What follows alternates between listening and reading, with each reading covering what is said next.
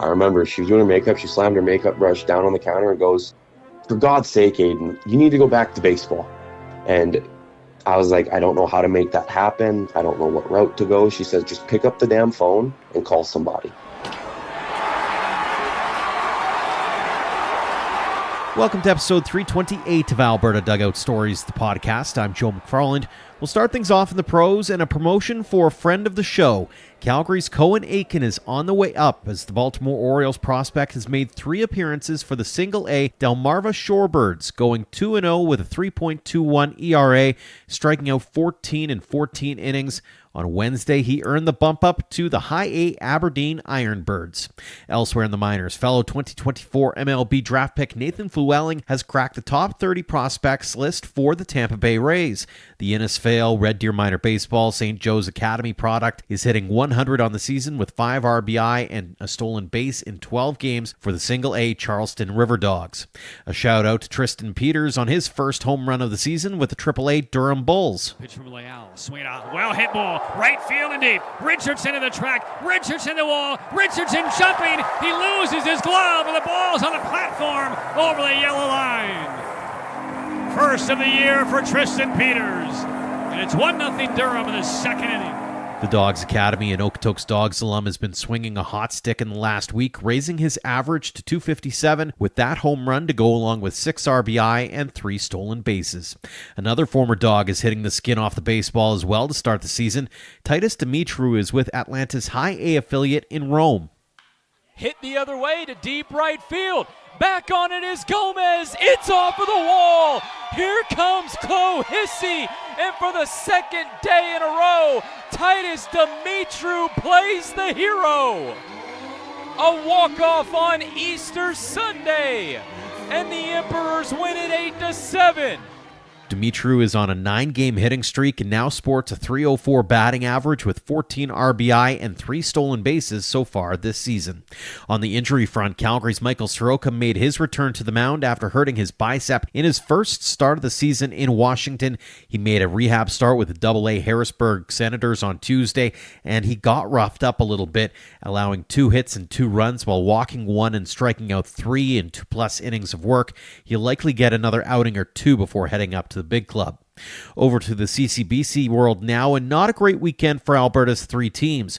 Prairie Baseball Academy went 1-2 in their set with TRU, with their 4th game being rained out. The University of Calgary Dinos went 0-4 against the defending champion UFE Cascades, and the Edmonton Collegiate Hawks picked up a win in 4 games against VIU. This weekend, PBA hosts UFE, the Dinos visit Victoria, and EC heads to VIU. We'll hear from Dinos infielder Brett Potter in just a few minutes. Our top 5 college performances stateside this week are once again on point. St. Albert's Jaden Babiak is on the brink of history as he's just 8 hits away from becoming the all-time leader at Valley City State University. He's now at 217 heading into the final weekend of the regular season. On this season, the Medicine Hat Mavericks alum is hitting .339 with a homer and 23 RBI in 46 games. Connor Croson's season at the University of Montevallo continues to roll. He has 4 homers and 19 RBI in his last 7 games. The Dawgs Academy alum is now hitting .380 with 15 homers and 56 RBI on the season. Calgary's Kyle Yip had a fantastic weekend at UBC. He had 8 hits, including 2 homers, 3 walks, 11 RBI, and a stolen base. The Vauxhall Academy grad was named the Cascade Collegiate Conference Player of the Week for his efforts. Congratulations to AHP Academy alum Chaz Wheatley on picking up his first collegiate save with Iowa University. The Hawkeyes hurler is 1-2 with a 1.88 ERA and 15 relief appearances, striking out 18 in 14+ innings. And former Lethbridge Bull infielder Brandon Nickel has entered the record books at Southern Arkansas with his 237th career RBI. He had 4 homers and 7 RBI on the weekend, on his way to being named Canadian Baseball Network's College Player of the Week. He's hitting .298 on the season with 13 homers and 40 RBI. On the Western Canadian Baseball League front, we we are just over a month away from the start of the regular season. The first game happens May 28th when the Medicine Hat Mavericks host the defending champion Okotoks Dawgs. We are back with our annual team-by-team season previews, which started with the Dawgs on Tuesday. We'll have a new one every 3 days, so keep it locked on AlbertaDugoutStories.com and SaskatchewanDugoutStories.com for all of the coming stories. Congratulations to Jordan Blundell and everyone at Evolution Baseball in Spruce Grove on a new brand to coincide with the WCBL's Edmonton Prospects becoming the Energy City Cactus Rats. The new Energy City Baseball Academy will be called the Steel Toes. Their home will be the newly named My Shack Field at Energy City Metro Ballpark. Now on to this week's guests, and we open things up by heading back to the CCBC to chat with University of Calgary Dinos veteran Brett Potter. The fourth-year art student had himself a stretch to remember against VIU a couple of weekends ago, hitting 3 home runs in 3 straight plate appearances. The Cranbrook, BC native is slashing .351 on the season with 3 round trippers and 12 RBI in 13 games as he hopes to use his leadership to guide the Dinos back to a championship. Brett, thanks so much for joining us here on the show. Yeah, thank you very much for having me. It's an honor to be on. 3 home runs in 3 straight at-bats, in fact. Have you ever had a stretch like that before? No, I can't say I have. These are my first 3 college home runs since I've been with the Dinos since 2021. And my last home run was not until back in high school or even middle school even. So it's definitely, it was definitely crazy for me. And yeah, it was just, it was surreal. When you're going up to the plate, you hit the one, you're like, okay, we're feeling good. You hit the second one, okay, we're obviously feeling really good. Did you have it in mind that, hey, maybe I got it? Like, what were you looking for on that third one that allowed you to go yard a third time? On the third one, first pitch, I just got to change it. I actually swung over it, and I was kind of just laughing because it was surreal to me that that was the first pitch that I swung at all day, and that wasn't a home run. So I kind of just laughed at the plate a little bit, and then I was just trying to hit something hard right up the middle, back at the pitcher's head, and then I just elevated it and it went out left. So it was pretty surreal. What goes through your mind as you're rounding the bases? Like, is it kind of one of those, did that just happen kind of moments?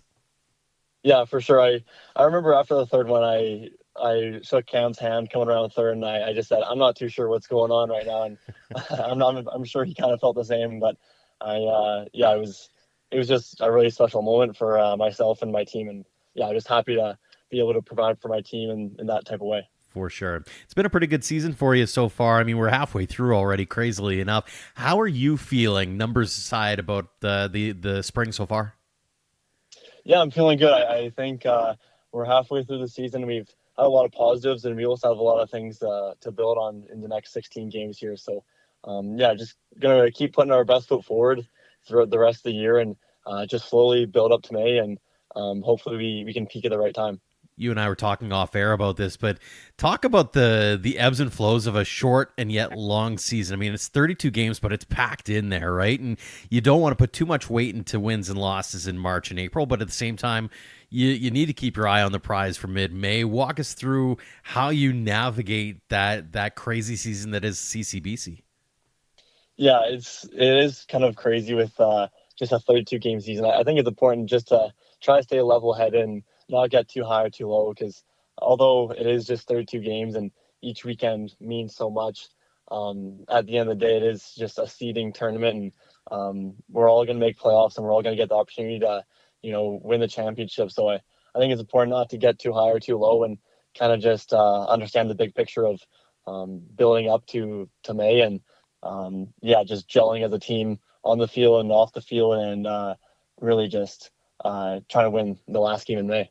You were part of that 2023 championship run. Compare that team to this year's team. What do you like about this year's squad, and what do you need to do to get there back into that winner circle in the middle of May? Yeah, I think some similarities between that team and this team is we have a really good balance of veterans and exciting young guys coming up. So I think that kind of sticks out just between the two similarities. We've always had great pitching and great bullpen, and our at bats were great in playoffs, and we just got hot at the right time, and we have a lot of guys who are swinging it really well right now, and we're just hoping that that's going to continue on throughout the season, and yeah, just get hot at the right time, like I said.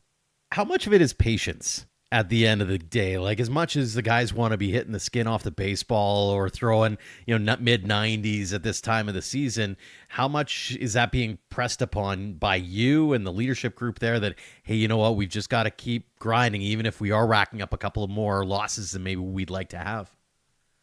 Yeah, for sure. I think for me personally, that kind of just really came with age and came with experience playing the league. I know my first couple years, I was pretty anxious at the plate and kind of just making the moment a little bit bigger than it needs to be. And just wanting to help my team so bad that I was kind of just gripping the bat too tight and just getting a little bit too nervous. And I think just as you get older, something that I try to reiterate to the younger guys and just the team in general is that, we're playing our best when we're loose, but we're still focused. We're not getting too anxious, and we're just really trying to play simple and just believe in our stuff. And whether that's on the mound or at the plate, and just know that how much we've practiced and how hard we've worked this past off season is enough, and we don't need to try to do more than we need to.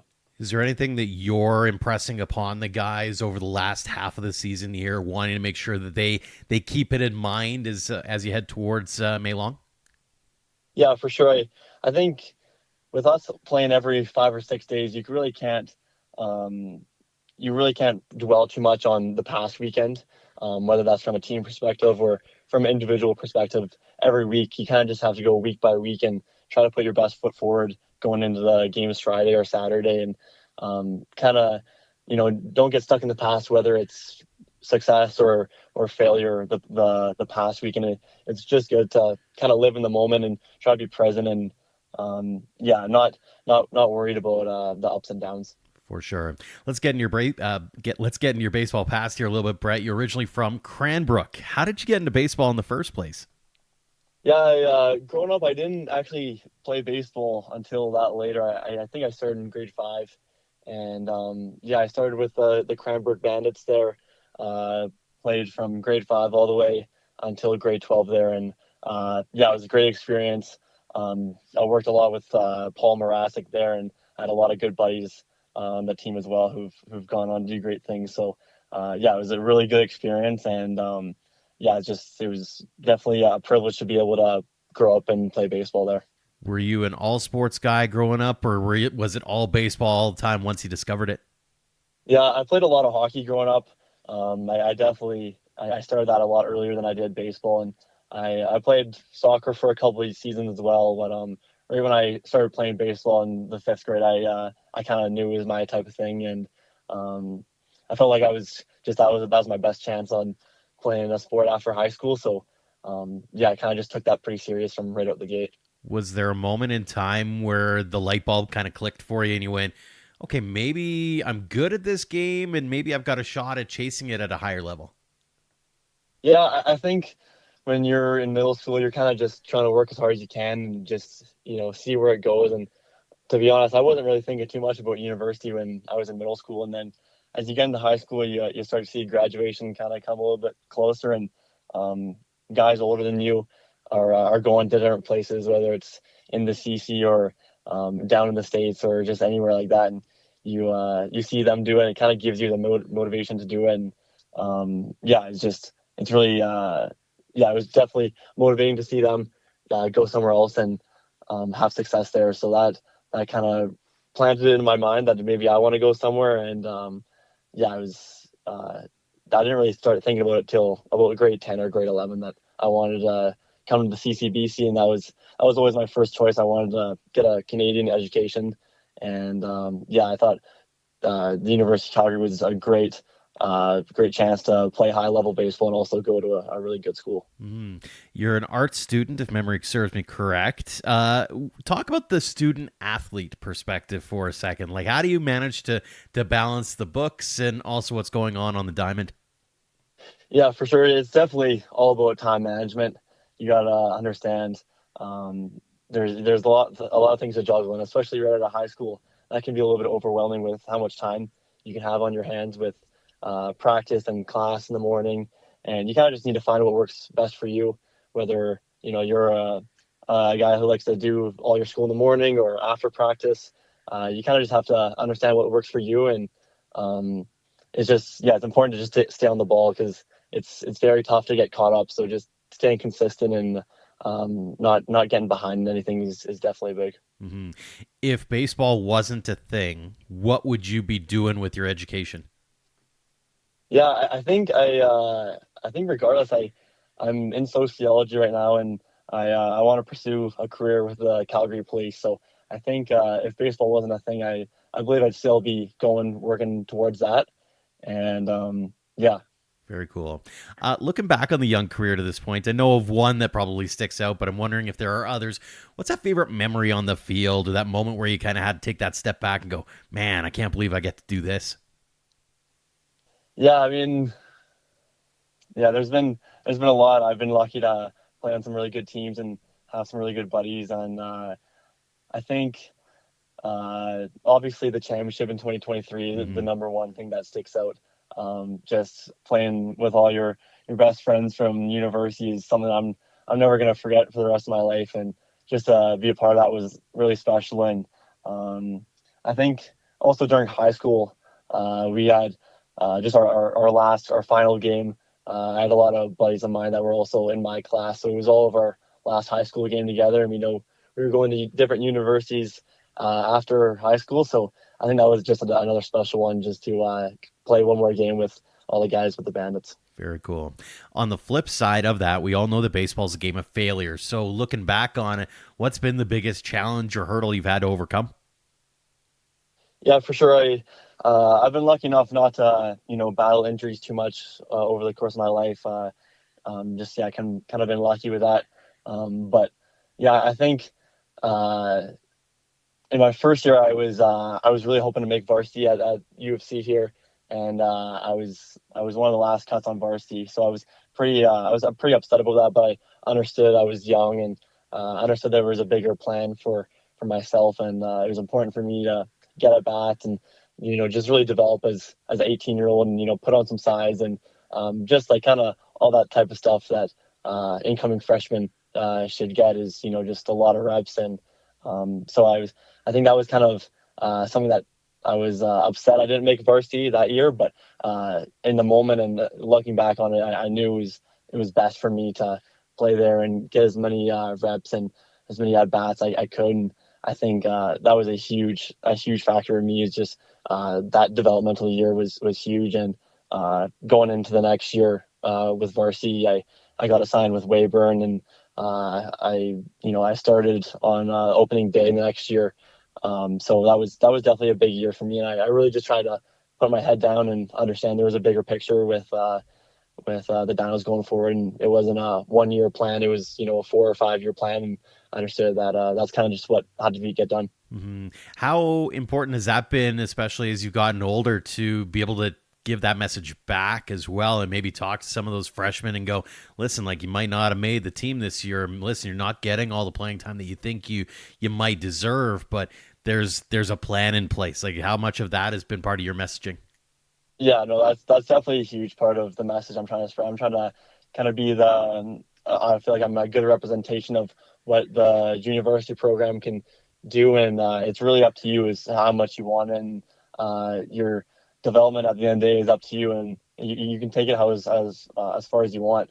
And there's always guys who are similar to me, where they understand it's a process, and they see the 4 year, 5 year picture.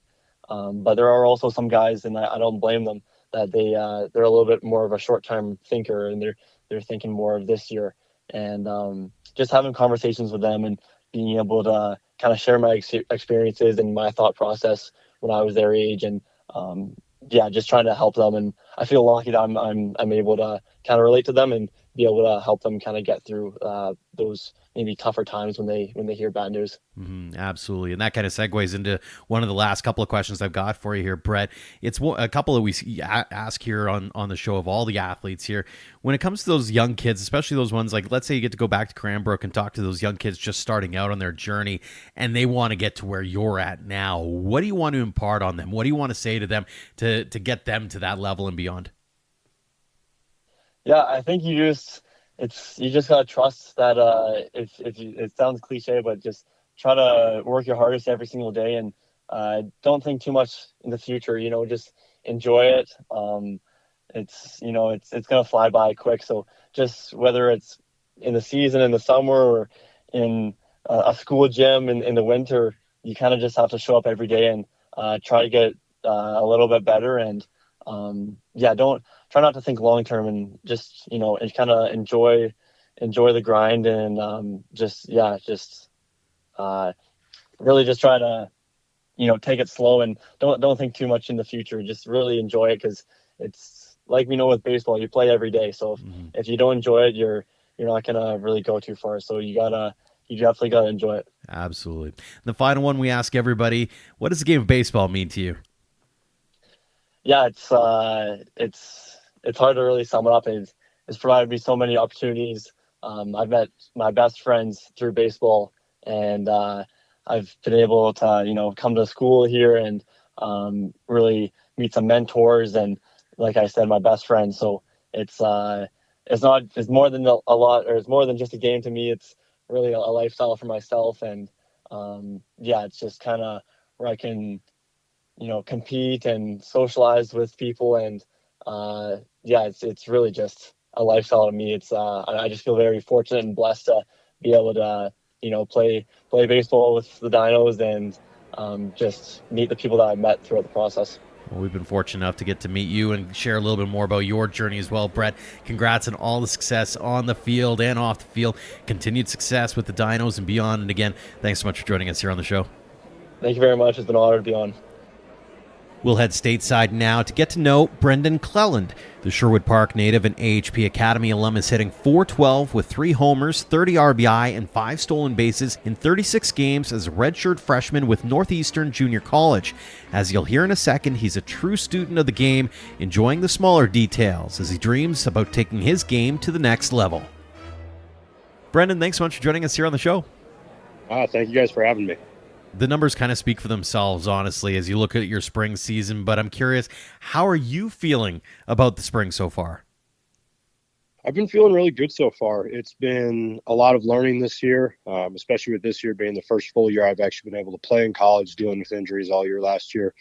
But no, it's gone really well so far, thankfully. I've had, I think a big part of it has just been learning to adjust as I go, especially playing a 56-game season with it being so long, with travel, everything like that. Learning to adjust on the go and being able to flush a bad game and not turn it into a bad series, something like that. I think that's been really helpful for me. Talk about your approach at the plate and what's been working for you at that standpoint, because I look at the numbers and go, man, this is a pretty good redshirt freshman season you're having.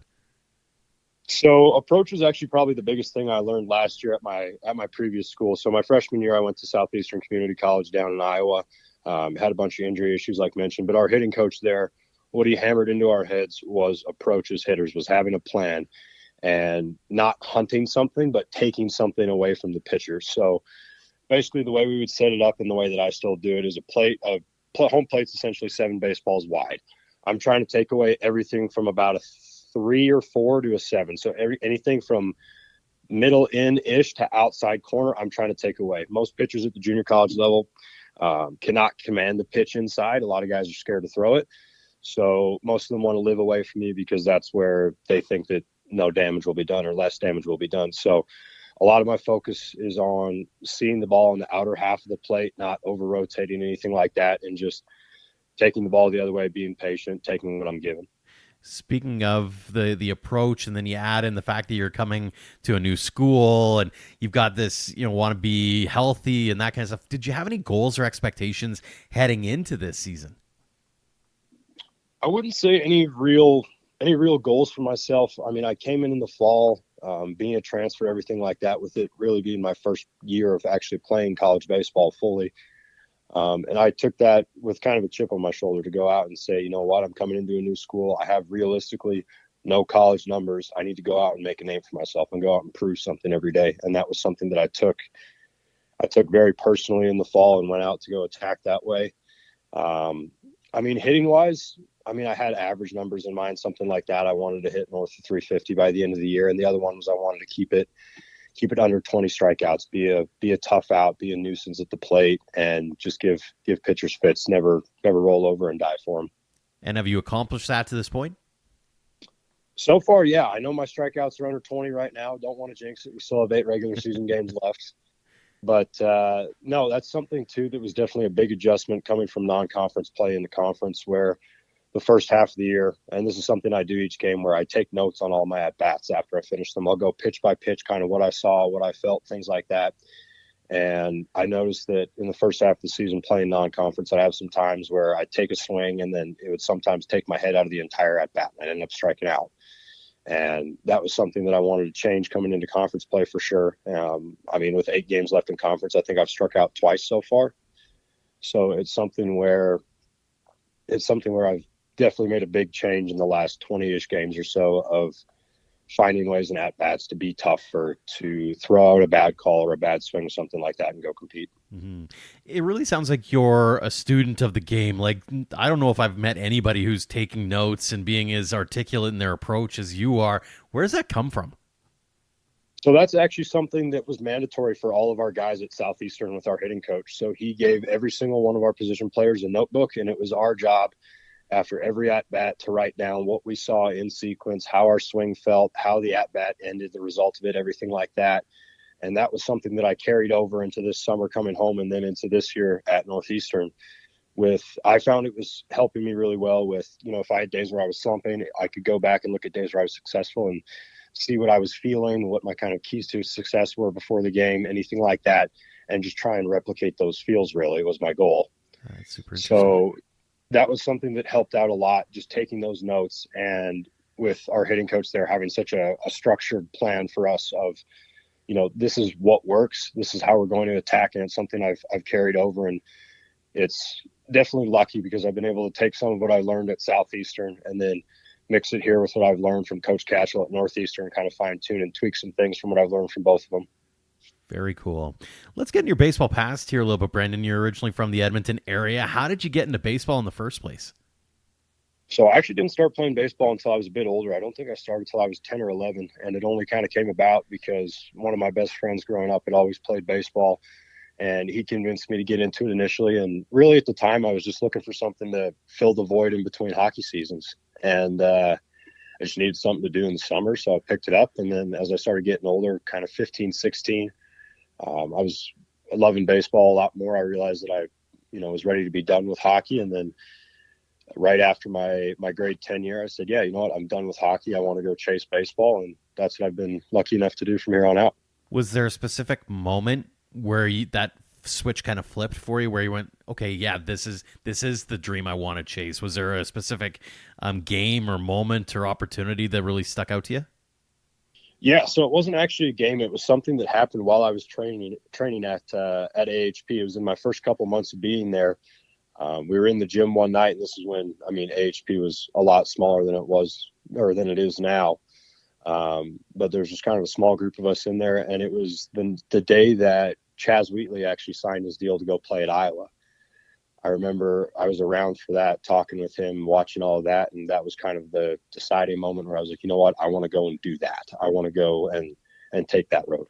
Very cool. How cool is it? You mentioned Chaz, but we were talking off air about Eric Sabrowski, and there's Don Morgan in that building now, and there's a few guys who are really kind of making a name for themselves, and you're all kind of growing up together to a certain extent. How cool is it to look at each other and go, hey, you're succeeding where you're at, and you're succeeding where you're at, and there's really this kind of community feel that you guys have going on at AHP. Yeah, it's been incredible. From the start, from when I first got there, Eric was always great with helping out with everyone around the gym, with helping coach us, kind of giving us some of the wisdom that he'd learned. While he was still playing, while he was rehabbing from surgery, anything like that, he was always great with being around all of us in the gym. And then there's guys at AHP that I've played with since I started playing baseball. Jack Jewell I've played with since I was 11 years old. Don Morgan, same deal. Owen Pote, I grew up playing against when he still played for Okotoks, and then he came back to us to Sherwood Park in high school. So no, it's been really good. And I think AHP also gave me the opportunity to especially with Team 1, when we first came together, when AHP had that first travel team, it gave me a chance to meet a lot of guys that I'd played against for a long time and kind of knew a little bit, but through that team, I was able to build a lot better relationships with them. And it's been great to see them succeed all over the map since. I always ask this of the guys who go through a Taylor Burns program. How much of a mad scientist is he? That I'm pretty sure he knows how I move and how I swing and how I throw better than I do, because I've called him a couple times during the season. I've kind of told him what I've been thinking or what I've been feeling, and he's told me what to do. And he's like, "Hey, I told you this 2 years ago. Like, pick it up." And he's been a pleasure to work with from the start. I mean, I started with him while I was still playing hockey and baseball at the same time. And the nice part with him is I've been with him for going on 5 years now, and I can still go back and get a program every month that, I'll see something that I haven't seen yet, because even though he's been doing this for a long time now and worked with so many athletes, he's still finding new things for us to do and tailoring specific things to each athlete he has. So every time I come home, it's kind of like, unwrapping a present on Christmas when I get the new program, see what I'm going to get, see what I recognize, see what's new. And it's always a lot of fun. Fantastic stuff. Looking back on the young career to this point, Brendan, do you have a favorite memory or moment that stands out as one that you had to take that step back and go, man, I can't believe I get to do this? I would say it was actually a little later on in high school when I was playing with AHP with that team one. We ended up winning a perfect game tournament down in Las Vegas. And that was a really special group to me in a lot of ways. That was being the first team, that was the team that kind of kicked off everything. I would say that team is still pretty close. We all see each other often when we come back home. And that was the moment too, where that was kind of the end of the year for us as AHP before we went back to, all of our baseball Alberta teams and all that. So, realizing that it would be the last time I would play with some of those guys, which was kind of the first time I'd really, really experienced that. And just, being able to soak it all in. And that was one of my first times too, going south of the border and, seeing us compete with teams in the States too. That was a moment for me where I was like, yeah, you know what, we can do this. I've got a shot to do this. Let's see where I can go with it. Absolutely. On the flip side of that, we know baseball is a game of failure. So what's been the biggest challenge or hurdle that you've had to overcome over your young career? For sure, the injuries last year. I'd never missed any time really ever for any injury that I'd had before growing up. And then last year in the fall, I was able to get hot for a little bit, and then I ended up getting hit in the face with a pitch that basically ended my fall. And then the week before Christmas, I was supposed to go home for break. I had some knee issues and went in, got it checked out, and they told me that my kneecap was fractured and was in two pieces being held together by not much. So that was a definitely a shocking realization. They kind of told me, you said, we can do surgery and fix this, but you won't play again. Or we can try out this PRP injection and you'll rehab the whole spring. So I kind of had to come to terms with, at Christmas time that I wouldn't have, a true freshman season to play. Mm-hmm. So that was definitely a very kind of eye-opening moment. It was something that I wasn't used to. I was my first year away from home too. So it was a lot to kind of pick up and try and learn from the best I could. But there was definitely some learning points out of that. 100%. I've always asked this when it comes to the physical injuries. How much of the challenge is the physical side and how much is the mental side in your eyes? To me, at least, it's far more mental, especially in college when you're young, you're away from home, everything like that. You still have your friends, your parents, everything like that. You have your teammates, but, your main support system's a lot further away. It's a lot more of you learning how to deal with things on your own, watching games instead of being able to go play in them, everything like that. And I think it's a big mindset thing. And it was something that I sunk into too for the first little bit, where it was kind of miserable not playing in games or having to stay at home and rehab when our team would go travel. And then kind of later in the season, our head coach at Southeastern talked with me and our hitting coach spoke with me, and we kind of talked about using it as an opportunity. So I spent a lot of time when we were playing games, just sticking around them, kind of hearing what they were thinking when they would talk me through what they were thinking in the game, what they were seeing, and just being able to take that time to kind of grow my baseball knowledge, even when I couldn't be on the field. Very cool. A few fun ones for you before we let you go, Brendan. First off, what's your go-to food when you're there at the ballpark as a fan? Ooh, I have to say burger or nachos. Burger and nachos. So if it's a burger, what are your toppings typically? I'm going ketchup, mustard, Pickles, onions, tomato, lettuce. I'm going the whole deal. Oh, all in, and not contentious at all is the ketchup versus mustard thing. Some are either hard in or hard out on either, and then for me, I'm both. So I tip my cap to you on that. What is your walk-up tune of choice? My walk-up tune I have this year is "Fuss and Fight" by Cohen. So that's probably one I'll keep. It's one I like. I actually stole it off one of my buddies from the team last year at Southeastern. He was one of our starting pitchers. That was his first inning walkout song. So I borrowed that one off him. Very cool. And finally, who is your baseball idol? I would say Mike Trout. He was actually, I can remember it clearly. I was watching baseball on TV before I ever started playing. I want to say it was probably the 2014 All-Star game in Minnesota. And I watched him play, and I mean, as a kid, I could throw right and left-handed. I couldn't hit right-handed, but I watched Trout play, and I decided I wanted to play baseball. And I remember my dad asked me, he's like, "Oh, do you want to throw left-handed or right-handed?" I was like, "Well, Trout throws right-handed, so I want to do that." And that's probably been. I mean, I've watched him all since, so I would say probably Trout. That's a very good one indeed. A couple more before we let you go. They're the standard ones we ask of the athletes here. First off, when you come back to AHP and you see those young guys that are just getting started, or maybe those young kids in the stands who want to get to where you're at now, what kinds of advice or words of wisdom do you like to impart upon them? Take advantage of every day. There's always something to be done to get better, and you're never good enough where you're at. There's always somebody better, and there's always something to work towards. That was something that I had to learn for sure. I mean, as I'm sure the entire staff at AHP could tell you, the fall season of my grade 12 year was horrendous. I don't know if I hit my body weight in that fall, and it was a lot of realizing that I wasn't good enough yet. I had taken some things for granted, being kind of young and inexperienced. So take advantage of every day, of every opportunity you can get. There's always something to be learned. Great stuff. And the last one, what does the game of baseball mean to you?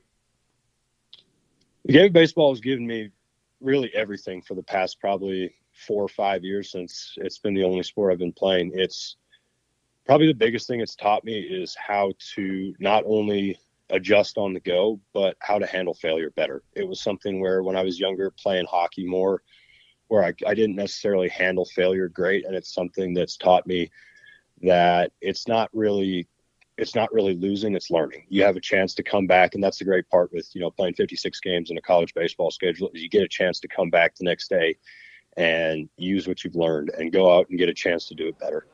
That's fantastic. Well, Brendan, really appreciate you sharing a little bit of your journey. Congrats on all the success to this point, continued success in Northeastern and beyond. And again, thanks so much for joining us here on the show.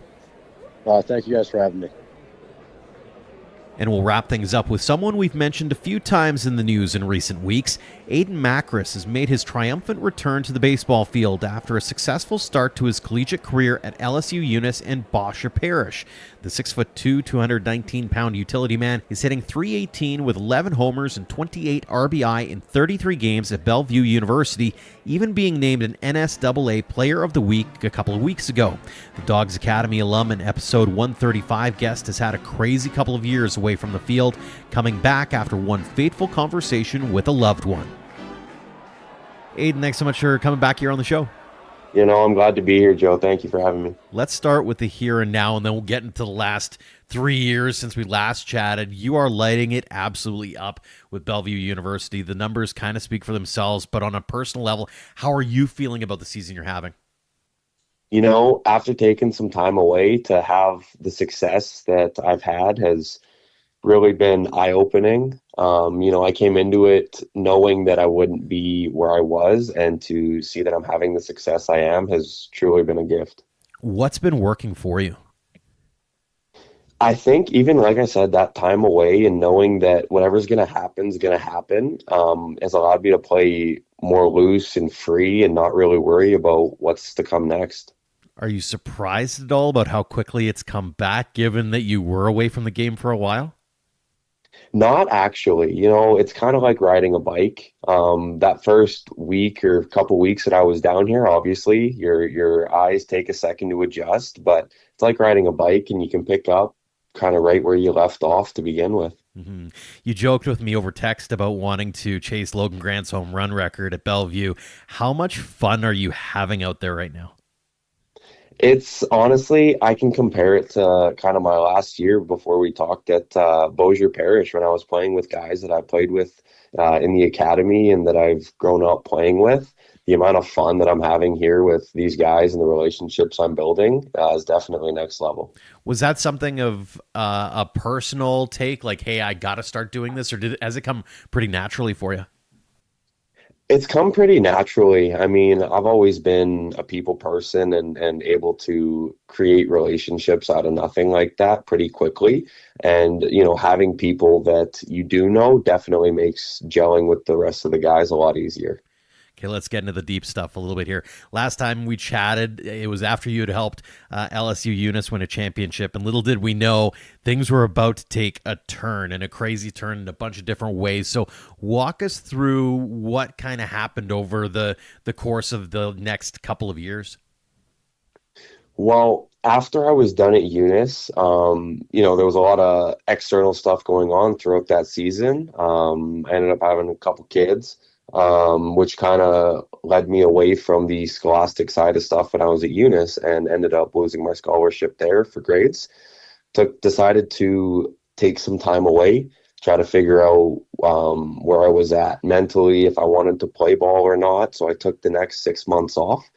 Decided over Christmas that I wasn't done. I felt like baseball was taken from me. So I wanted to go out on my terms. So I called Tyler Hollick, called him up kind of a few days before Christmas and said I wanted to get back into it.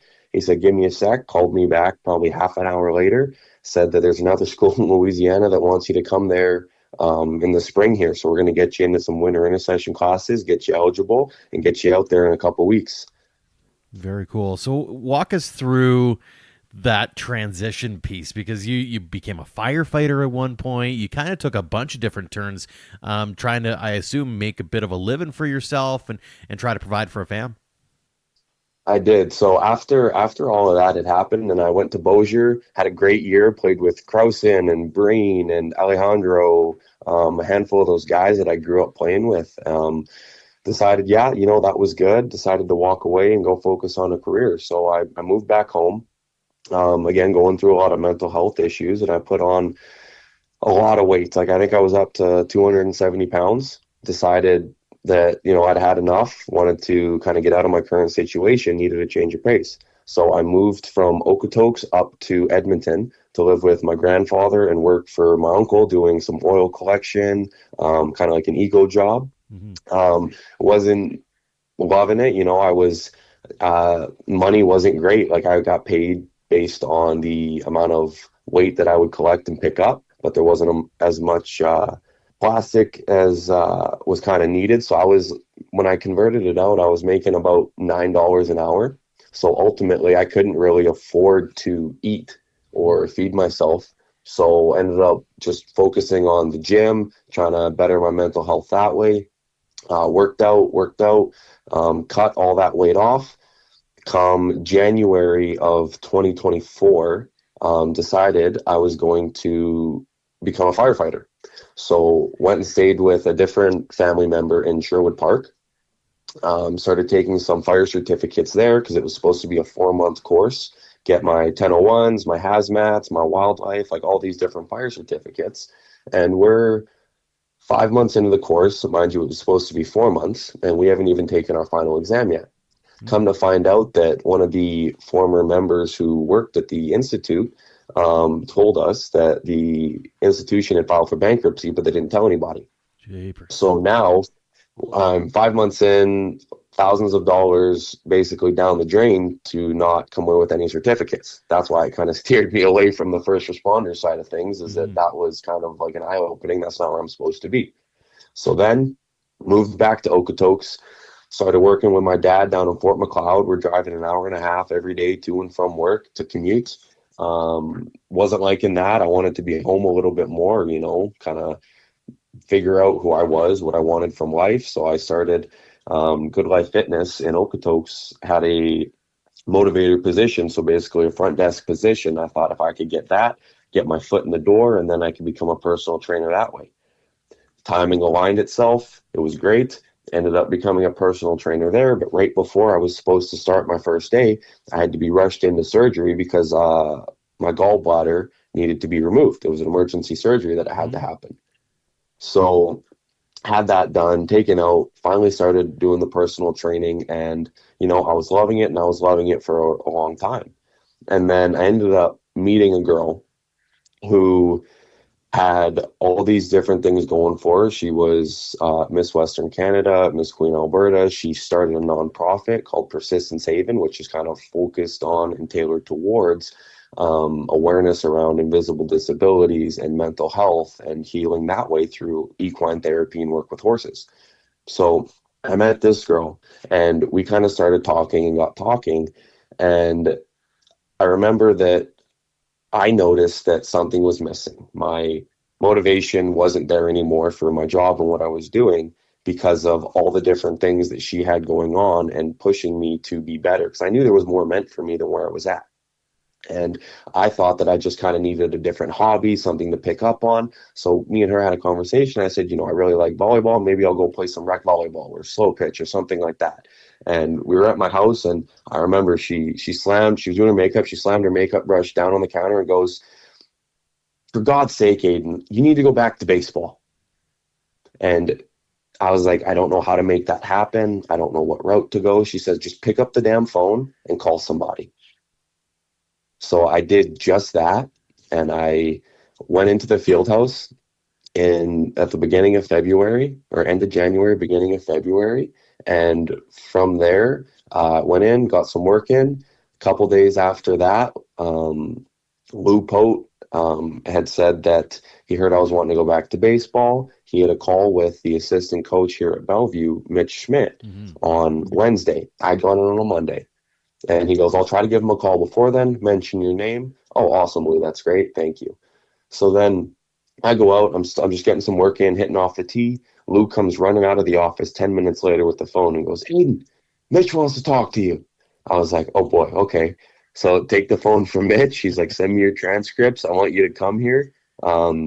Day later, he says, everything looks good, you're eligible. And then they sent me a letter of intent to sign. And then 8 days later, after going into the field house, I was on my way down here to Bellevue to play ball again. Unbelievable story. So looking back on it, what did that little knock of, for God's sakes, get back into baseball, was that the kind of answer that in hindsight you were looking for? I think so, because honestly, it opened my eyes, and I was healed. I was good. I was where I needed to be, but having that drive and that person to push me to put, personal bias aside and feelings for what does Ayden need? What would be best for him right now? Right. Because I know something's missing. I was so passionate about it for a long time. And then, a lot of athletes go through that where when you're done with ball, you're lost, right? Because that was a part of your identity for a long time. And just knowing that was an option, and I had never really thought about it until she had pushed me to that point where I was like, no, like, I can do this. Let's do this. So you walk into the field house, and you probably are starting to hear the usual sounds: bats hitting balls, gloves catching balls, the usual sounds of banter and that kind of thing. Did it almost feel like home? What was that feeling like as you walked in? I was a little anxious, honestly, at the beginning, because I walked in and it had been a while since I had talked to any of the coaches or seen any of the guys. So I walked into the field house and had my bat, my glove, my cleats all in hand, and I knew that the coaches would be in the office. So I walked around the corner and kind of waited at the door frame for them to finish a conversation. And I remember Tyler Hollick and Aaron Ethier were in the office there, and they were sitting down, and Hollick notices me by the door, and he jumps up out of his seat and goes, Makarus, how have you been? Came over, he gave me a big hug. We chatted for a little bit, told him what I wanted to kind of get back into. And then right then and there, it was a sigh of relief that I'm home.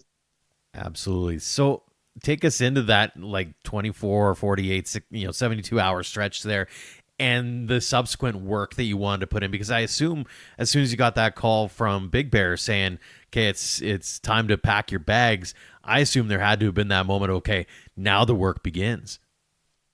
Well, absolutely. Like I had gone in originally just thinking, again, next fall, right after the year kind of finishes out here, give me a chance to get back into the swing of things, take some swings and go from there. But even then, like the first day I went in there, I hit 200 balls off the tee, went back to work that afternoon because I had a few clients that evening, and then decided I was going to go back later that evening again and hit another couple hundred balls, trying to, iron out the details, get back into the swing of it, that muscle memory. But man, can I say, after that first day, I felt like I got hit by a truck. My body was so sore. Oh, definitely forgot all the different muscles that you need to swing a bat. There's no such thing as moderation in that moment. You're just like, oh, well, I guess we're going to do this for 200 swings. And I've never been one to take things in moderation. If I'm doing it, I'm going all out, going in 110%. I've had a very tough time kind of scaling back and doing things, 50%, 60%. When you go back in time on that, was that maybe part of the reason why you were able to cut ties with the game when you did? Was just like, okay, listen, it's all in or not, and I wasn't all in, so you didn't almost have any regrets, at least at the time?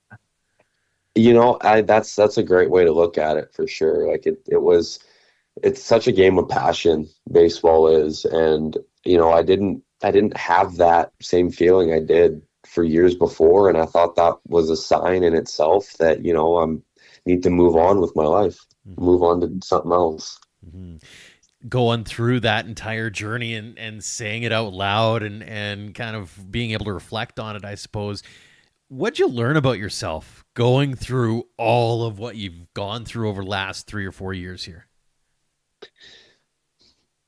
You can't plan your future.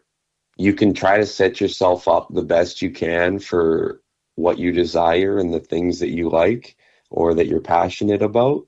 But at the end of the day, you never know what'll happen, right? Things can change in the blink of an eye.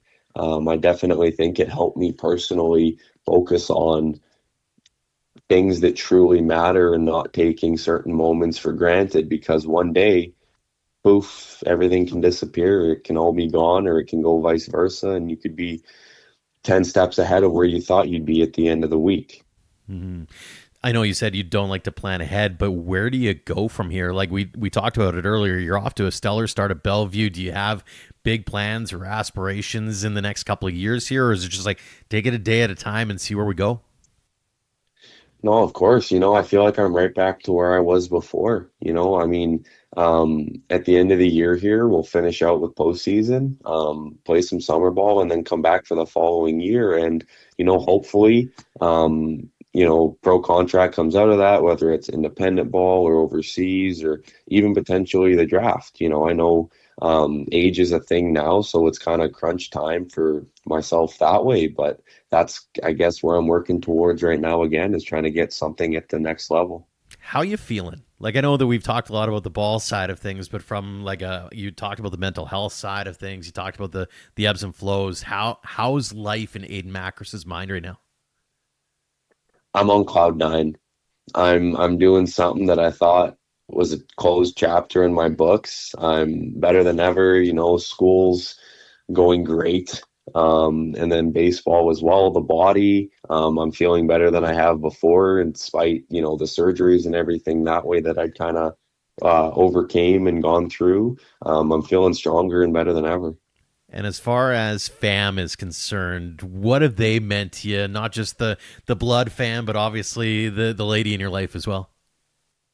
It's been very, very supportive from them in terms of getting back out here, and emotional for them because they know the ties that previously was had to it in the game, and I've heard them say countless times that I'm different. The energy radiating is different now. Like it's a true sense of fulfillment now that I'm back where I'm supposed to be. Fantastic stuff. A couple more for you before we let you go here, Ayden. First off, you kind of mentioned the fact that like there are probably kids out there who are going through the same struggles, going through the same challenges, going through the questions and curiosities about the game. What do you hope your journey teaches them, or what do you hope to impart upon those kids who are maybe going through those same kinds of struggles? To persevere, to dig down. It's okay to take a step back and evaluate what you want. Is this truly what you want? But if you do still have some emotional tie to anything that you have going on, that it's worth pursuing, because you never know what'll happen. The road that it might take, the doors it'll open. That's probably the biggest thing I can say there, is that, it's never too late. Mm-hmm. Well, so you're certainly proving it in spades. Final question for you. It's one we ask everybody. I can't remember if we asked you way back when we had you on episode 135, or I know we didn't ask you back on episode 21 way back when, because the show has morphed a few times over the last couple hundred episodes here. But what does the game of baseball mean to you, Ayden? The game of baseball it's taught me, life skills. How to be a part of a team, overcome objections and obstacles, to really show, it kind of shows who you are as a person, because there isn't always going to be people watching you and what you're doing and just your, I guess, assigned practice or your work periods, right? It's about what you kind of do when nobody's watching behind the scenes, for how you're truly going to grow and develop that way. I've learned a lot from the game, and it's taught me, I can't narrow it down to one thing, but it's definitely been something I've been the most passionate about. Well, it's been certainly a pleasure getting a chance to watch your journey unfold over the last few years, and glad to see you being successful at it again, Ayden. Congrats on the successful return to the field, continued success at Bellevue and beyond. And again, thanks so much for joining us to come on to share the latest chapters of your journey. Of course. Thank you, Joe. I can't wait to talk to you again soon. Thanks again to Brett Potter, Brendan Clelland, and Ayden Makarus for joining us this week. And thanks to all of you for downloading and listening. If you like this or any other episode, make sure to leave us a rating and review on your podcast app. Those actions, of course, help spread the word about ADS. A tip of the cap, as always, to our platinum supporters, the Okotoks Dogs, Under the Light Sports and Entertainment, and the Western Canadian Baseball League, for their continued generosity in helping us tell the game stories in our province.